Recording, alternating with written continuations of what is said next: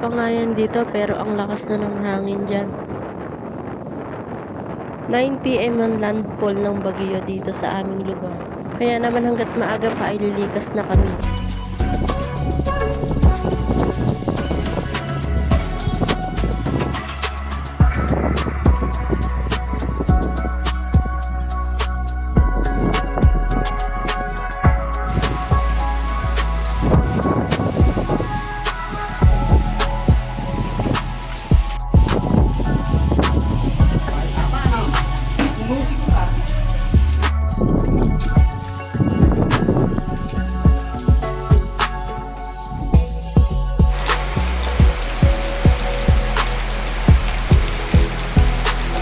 Ito na nga po at nakarating na kami sa bahay ng aking kapatid. Dito muna kami habang may bagyo pa.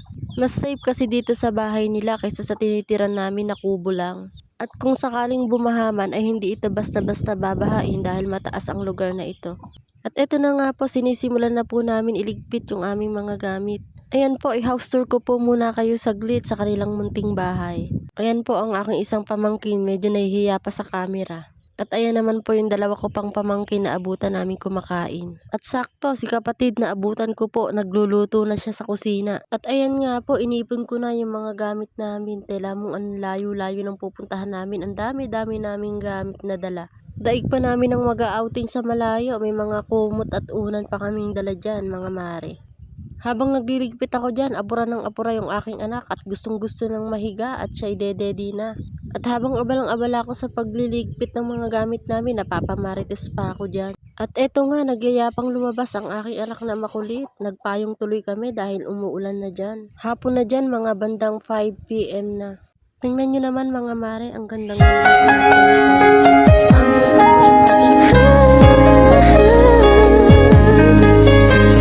What if I never knew? What if I never found you? I'd never have this feeling in my heart.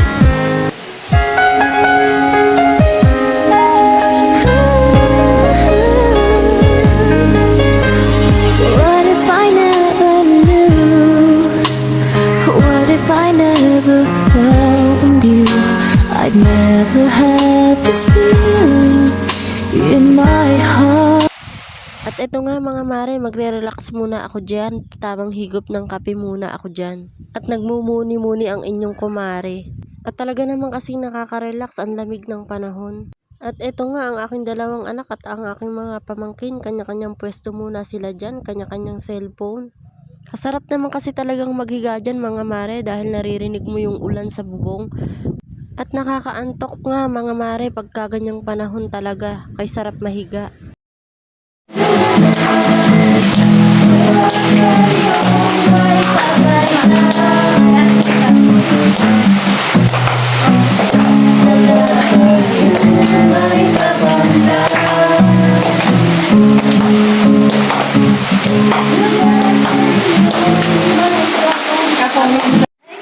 Ay, malabo ang mata. Sige na, 41, 10. 10. Kung isa sa iyo, huwag kang matakot. Ako ang iyong Diyos. Hindi ka dapat mangamba. Malalakasot ka at tutulungan.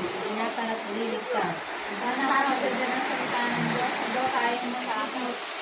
Dahil ingatan tayo ng Panginoon. Tutulungan, ililigtas. Napakarami na sinabi sa isang verse. Kaya sa panalangin natin, lumapit tayo ng buong puso.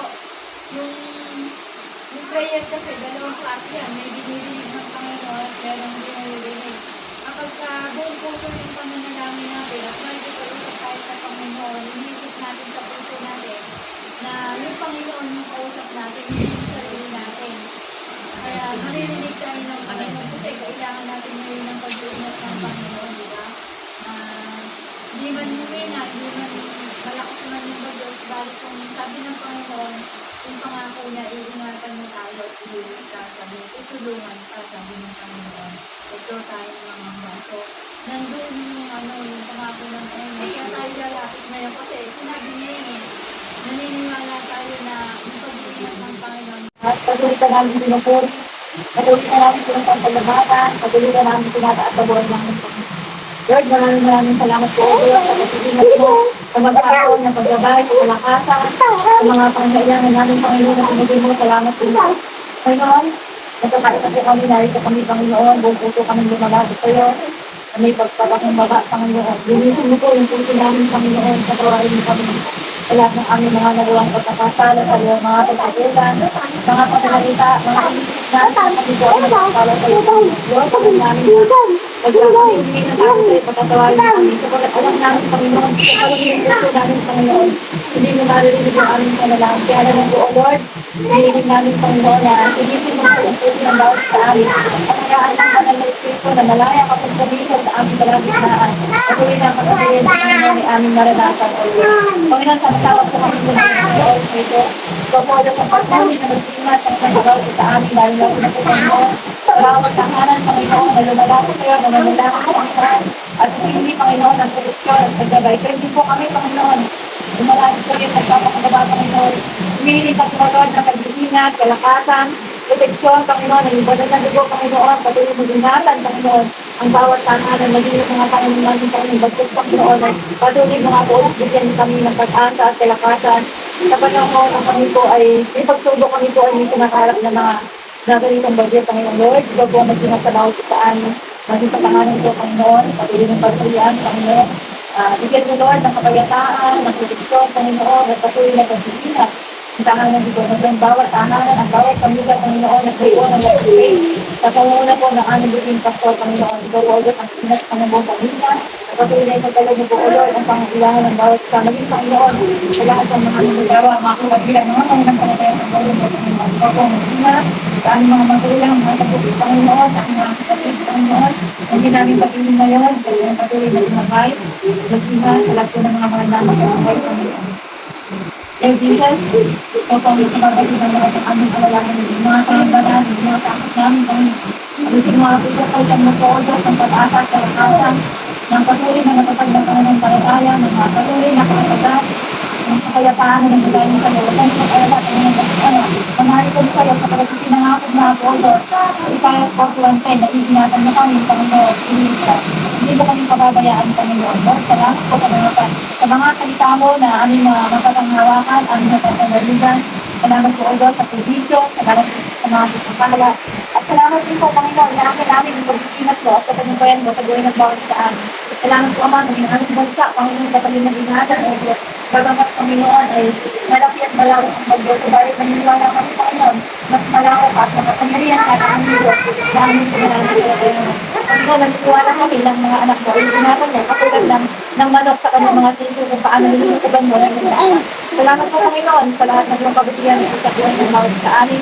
Nawa, Panginoon, ang puso namin yung patuloy ng pagharian, yung puso isipan namin patuloy ng linisin, Panginoon, patuloy na mabubuting bagay lamang ang maging laman ito, maging aming labi, Panginoon, puluhin mo, Panginoon, ang kasalanan at pagpupuri lamang sa iyo. Salamat, Ama, na ang namin ang lahat ng katagumpayan, lahat ng aming tugunan, ng aming panalangin, maging Panginoon ang lahat ng aming mga pinanalangin ng bawat isa sa amin, Panginoon, narinig mo, Panginoon, sapagkat bawat isa sa amin ay may hiniling, may hiniling kayo, Panginoon.